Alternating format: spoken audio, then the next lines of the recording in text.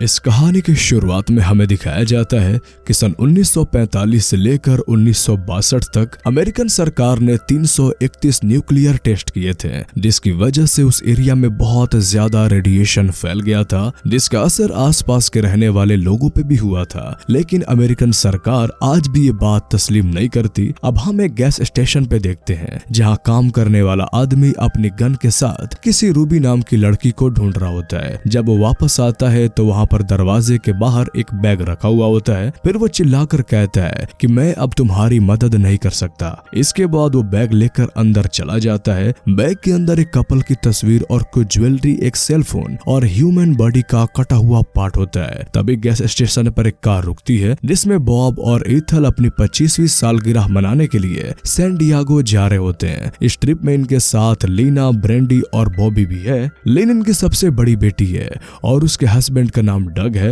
Van में beauty beast नाम के 2 डॉग्स भी होते हैं। अब बॉब जब कार में पेट्रोल फिल करवा रहा होता है तभी वो आदमी उससे पूछता है कि तुम लोग कहाँ जा रहे हो, इस रास्ते तो बहुत ही कम टूरिस्ट आते हैं। ईथल कहता है कि हम डेजर्ट को देखते हुए सैन डियागो जा रहे हैं। ये बूढ़ा आदमी कहता है कि रेगिस्तान में देखने लायक कुछ भी नहीं है, लेकिन ईथल और बॉब उसकी बातों पे ज्यादा ध्यान नहीं देते। उसी टाइम कोई उनकी कार में से जैकेट चुरा लेता है। तब एक डॉग भौंकते हुआ स्टेशन के अंदर चला जाता है, जिसे वापस लेने के लिए लीन इसके पीछे जाती है। तभी अचानक उसका ध्यान टेबल पर रखे हुए बैग पे जाता है जिसके अंदर लूट का सामान होता है। तब उसी वक्त वो बूढ़ा आदमी अंदर आता है और वो समझ जाता है कि लीन ने उसके बैग को देख लिया है। फिर वो बाहर आकर बॉब को शॉर्टकट बताता है जो उन्हें 2 घंटे पहले सैन डियागो पहुंचा सकता है। जिसके बाद वो सभी मैक्सिको के रेगिस्तान से होते हुए आगे बढ़ते हैं। लेकिन ब्रेंडा इस ट्रिप पे बिल्कुल भी खुश नहीं होती। वही डॉग और बॉबिका को गर्मी से बुरा हाल होता है और वो दोनों के वैन की एसी बनाने में लग जाते हैं। इसके बाद ईथल देखती है कि इस मैप में इस रास्ते के बारे में कोई भी इंफॉर्मेशन नहीं है। तभी अचानक रास्ते में से नुकीली कीलें बाहर निकलती हैं, जिसकी वजह से गाड़ी के टायर पंक्चर हो जाते हैं और गाड़ी एक पत्थर से टकरा जाती है। लेकिन किस्मत से वो सभी लोग बच जाते हैं। फिर बॉब देखता है कि गाड़ी का एक्सल टूट गया है और अब वो आगे नहीं जा सकते। इन्हें लगता है कि टायर फटने की वजह से रेगिस्तान में बहुत गर्मी है। तभी इनके 2 कुत्ते वैन से बाहर निकलकर भाग जाते हैं, जिन्हें पकड़ने के लिए बॉब उनके पीछे जाता है। लेकिन पहाड़ी के ऊपर बैठा हुआ कोई अनजान आदमी इन्हें देख रहा होता है। इसके बाद डक मदद बुलाने के लिए फोन ट्राई करता है, लेकिन वहां पर कोई सिग्नल नहीं होता।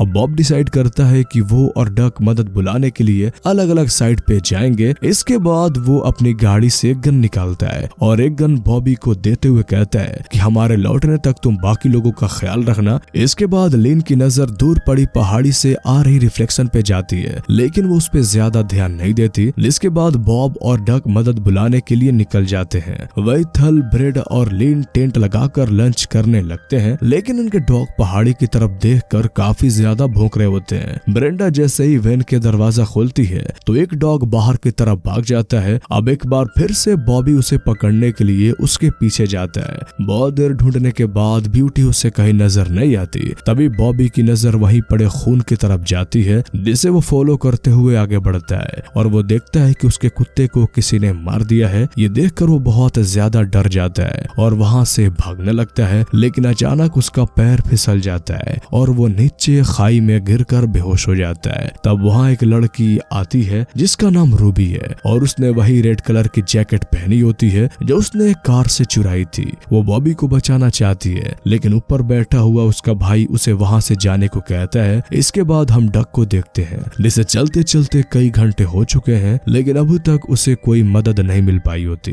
तभी वो देखता है कि उसके सामने एक बहुत बड़ा गड्ढा है। डक उसके नीचे जाता है और वो देखता है कि यहाँ पे बहुत सारी गाड़ियां पार्क की हुई हैं, जो सब के सब खराब कंडीशन में होती हैं। इन गाड़ियों में से कुछ गाड़ियों पे खून के निशान भी लगे होते हैं। डक को ये बात समझ में नहीं आती कि इतनी सारी गाड़ियां इस गड्ढे के अंदर कैसे आ गई हैं। उसे कार के अंदर टेडी बियर भी मिलता है, जिसे वो अपनी बेटी के लिए लेकर वहां से आगे बढ़ जाता है। वही हम बॉब को देखते हैं जो उसी गैस स्टेशन पे पहुंच जाता है जहां से उसने अपनी कार में पेट्रोल डलवाया था। वो अंदर जाकर थोड़ा पानी पीता है और उस आदमी को ढूंढता है जिसने उसको शॉर्टकट बताया था, लेकिन वो आदमी यहाँ पे नहीं होता।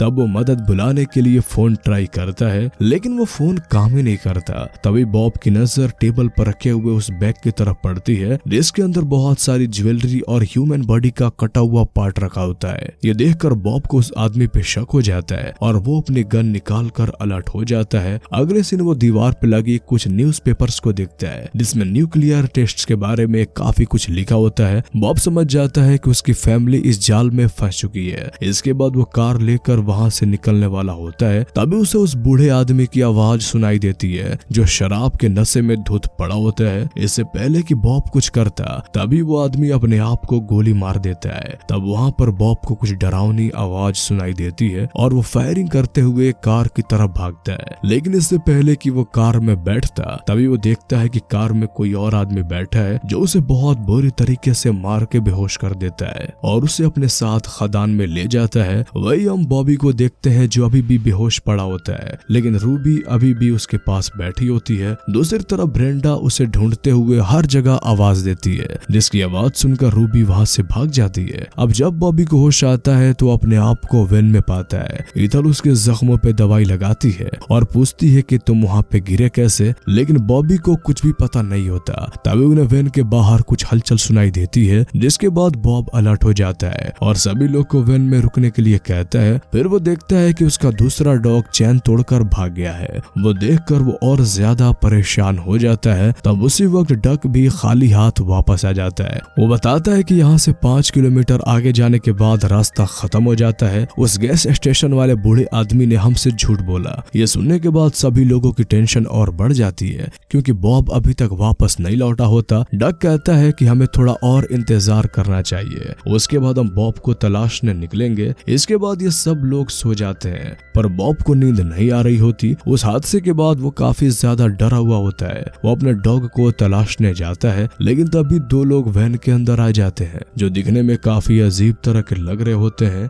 उधर बॉब भी डरा हुआ डक के पास जाता है और उसे बताता है कि हमारे आसपास जरूर कोई छुपा हुआ है, उन्होंने हमारे डॉग को मार दिया है, लेकिन मैंने ये बात सबसे इसलिए छुपाई क्योंकि मैं किसी को डराना नहीं चाहता था। तभी उन्हें बॉब के चिल्लाने की आवाज सुनाई देती है जैसे उन कैनिबल्स ने जिंदा जला दिया होता है। इसके बाद सभी लोग बॉब को बचाने के लिए उसकी तरफ भागते हैं, लेकिन 2 लोग जो वैन के अंदर थे वो दोनों ब्रेंडा के साथ जबरदस्ती करते हैं। उधर डक और बाकी लोग आग बुझाने की कोशिश कर रहे होते हैं, लेकिन ये लोग बॉब को नहीं बचा पाते हैं और उसकी मौत हो जाती है। तभी लिन ब्रेंडा के चिल्लाने की आवाज सुनकर वैन के अंदर आ जाती है और देखती है कि उसकी बेटी उन अजीब से दिखने वाले लोगों के पास होती है। वो उन पे हमला भी करती है, लेकिन वो छोटी बच्ची पर एक गन पॉइंट्स कर देते हैं और वो लिन के साथ बदतमीजी करते हैं। तब ईथल जैसे आ रही होती है तो आदमी उसे शूट कर देता है। जब लेन उस पे हमला करती है तो वो उसे भी गोली मार देता है। गोली चलने की आवाज सुनकर डॉग और बॉबी को वैन की तरफ भागते हैं। बॉबी उन खूंखार लोगों के पीछे से फायर करता है, लेकिन वो दोनों बचकर भाग जाते हैं। फिर डक कहता है कि उसकी बेटी यहाँ से गायब है और उसकी वाइफ लिन की डेथ हो चुकी है। वह ईथल भी गोली लगने के ज्यादा सरवाइव नहीं कर पाती और उसकी भी मौत हो जाती है। अब वैन पे सिर्फ बॉब, डग और ब्रेंडा बचते हैं।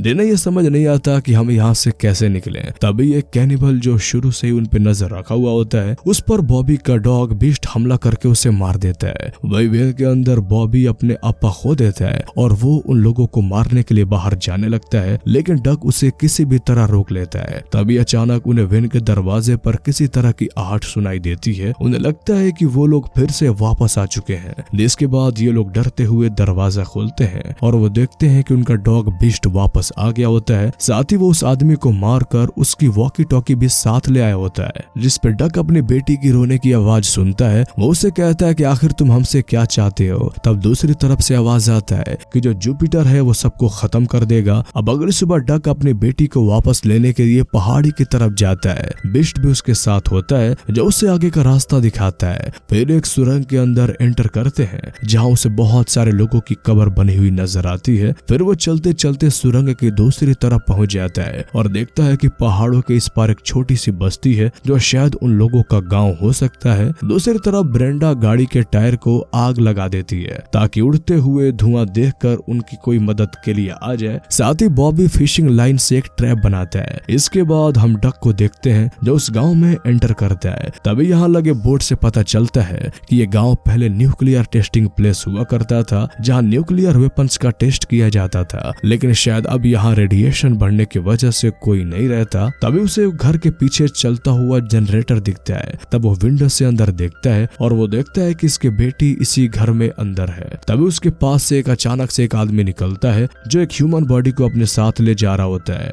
डक उसे देखकर वही खड़ी एक कार में छुप जाता है और वो बीस्ट को कार में लॉक कर देता है और बड़ी सेफ्टी से वो घर के अंदर चला जाता है। तभी वो देखता है कि एक औरत टीवी देख रही होती है। वो आहिस्ता से अपनी बेटी को लेकर वहाँ से जाने लगता है, लेकिन उसी वक्त वो औरत डक पे हमला कर देती है। अगले सीन हम देखते हैं कि ब्रेंडा और बॉबी जो कि अपने मॉम और सिस्टर की डेड बॉडी को वैन से निकाल कर कार में रख देते हैं ताकि वो उन लोगों को अपने जाल में फंसा सकें। उधर जब डक को होश आता है तो वो एक कंटेनर में बंद होता है। वो किसी तरह उस बॉक्स से बाहर निकलता है। तभी उसे किसी के गुनगुनाने की आवाज सुनाई देती है। तब वो देखता है कि एक आदमी व्हील चेयर पे बैठा हुआ है जिसके सर एक नॉर्मल इंसान से काफी ज्यादा बड़ा होता है। डक उससे पूछता है कि बताओ मेरी बेटी कहाँ है। वो कहता है कि मुझे नहीं पता, मैं इस घर से बाहर कभी नहीं जाता। वो कहता है कि हमारी इस हालत के लिए तुम लोग जिम्मेदार हो। तुमने हमें शहर से निकाल कर बाहर कर दिया और हमारी फैमिली वालों को मार दिया गया। जब हम लोग यहाँ आकर खदानों में छुपे तो तुम लोगों ने यहाँ पर बमबारी कर दी और हमारा ये हाल कर दिया। तभी अचानक एक दूसरा आदमी डक पे हमला कर देता है, लेकिन डक उससे बचकर भागने की कोशिश करता है और उसी वक्त बीस्ट कार से बाहर निकलकर उस आदमी पे हमला कर देता है। फिर डक के कमरे में जाकर छुप जाता है, लेकिन वो आदमी यहाँ भी पहुंच जाता है और उसके हाथ की 2 उंगलियां काट देता है। तभी डक उसके पैर में स्क्रू ड्राइवर घुसा देता है और कुल्हाड़ी मारकर उसको मार देता है। फिर एक और आदमी घर की तरफ आता है, लेकिन डक उसे भी मार देता है और बिस्ट उस व्हील चेयर पे बैठे हुए आदमी को भी मार देता है। अब वो अपनी बेटी को ढूंढते हुए एक दूसरे घर में जाता है जहाँ 2 बच्चे खेल रहे होते हैं और ये उन्हीं खूंखार लोगों के बच्चे होते हैं, लेकिन उसकी बेटी यहाँ नहीं होती।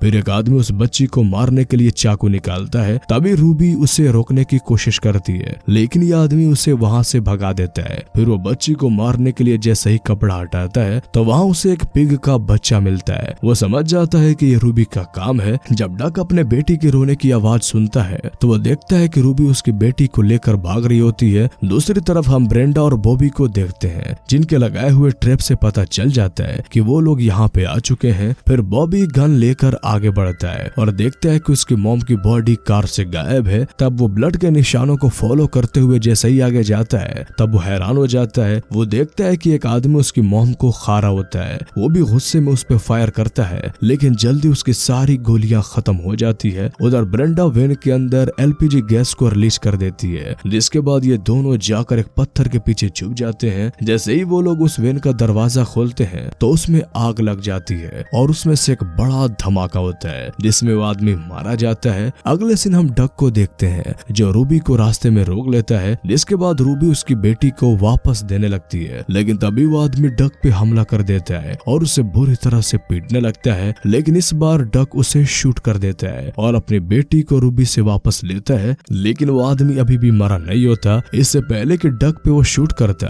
तब रूबी उसे देख लेती है और उस आदमी के साथ खाई में कूद जाती है, जिस वजह से डक और उसकी बेटी की जान बच जाती है। दूसरी तरफ ब्रेंडा और बॉबी उस आदमी को भी मार देते हैं जिसका नाम जुपिटर था। इसके कुछ ही देर बाद डक अपनी बेटी और बीस्ट के साथ वापस लौट जाता है, जिसे जिंदा देखकर वो दोनों काफी इमोशनल हो जाते हैं और ये सभी लोग गले लग जाते हैं। लेकिन अभी भी पहाड़ी के ऊपर कोई होता है जो इन सभी पे नजर रखे होता है और इसी के साथ ये कहानी यहीं पे खत्म हो जाती है। तो कैसी लगी आपको ये मूवीज एक्सप्लेनेशन हमें कमेंट करके जरूर बताएं, और अगर आप इस तरह की और भी कहानियां सुनना चाहते हैं तो हमारे इस चैनल को सब्सक्राइब कर लें। तो फिर मिलते हैं आपसे अगले वीडियो में, तब तक के लिए गुड बाय।